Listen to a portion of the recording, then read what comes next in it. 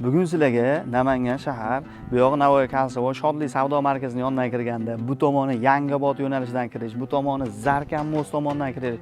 3 tomonlama kirish kotiga ega bo'lgan yashab turilgan xonadonimizni obzorni qilib beraman. Narxini oxirida aytib o'taman. Qadrdonlar, zarurat ekan, bitta like bosib, ko'proq kishiga tarqashiga sababchi bo'lib qoling. Zudlik bilan sotilib ketadi albatta. Umumiy kirish qismimiz qisman albatta oz-moz jinko'chaligi bor. Darvozaxonadan boshlab bu yog'i kadastrga kirgan. Kirish qismiga avtomashina sig'argan qadrdonlar, ikkita Spark kirgan ekan. Demak, boshqa yengil avtomashina bemalol sig'adi. Ozgina mana shu joyda jinko'chaligi bor. Albatta, lekin hozirgi vaziyatda ichki qismi to'liq yashab turilgan xonadon. Ideal variantlardan bittasi. Nima uchun ideal? Narxi arzigulikdir. Umumiy maydoni 4,5 sotov, bundan katta chiqishi ham mumkin. 4,5 sotov deb yuritib boramiz. Umumiy 6 xona yashab turgan tayyor xonadon.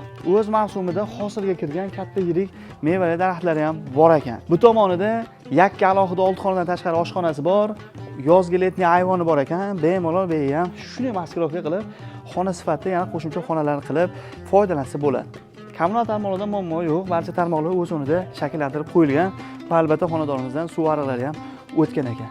Uy dahliz alohida va yakka xonalari mavjud ekan qadrdonlar. Bu uy dahlizimizning tag qismi podvaldan tashkil topgan.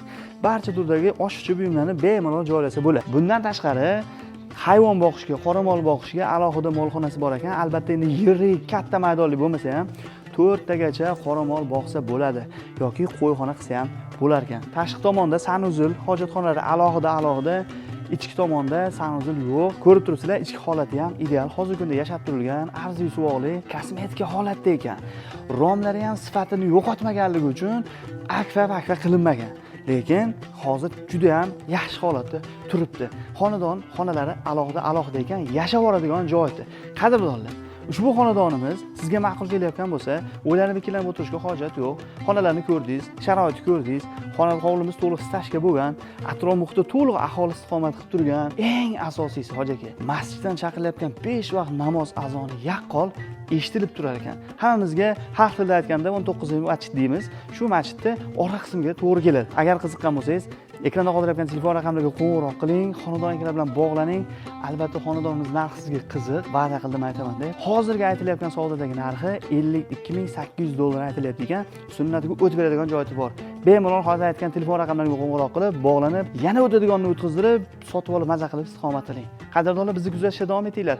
Yangiliklar hali oldinda.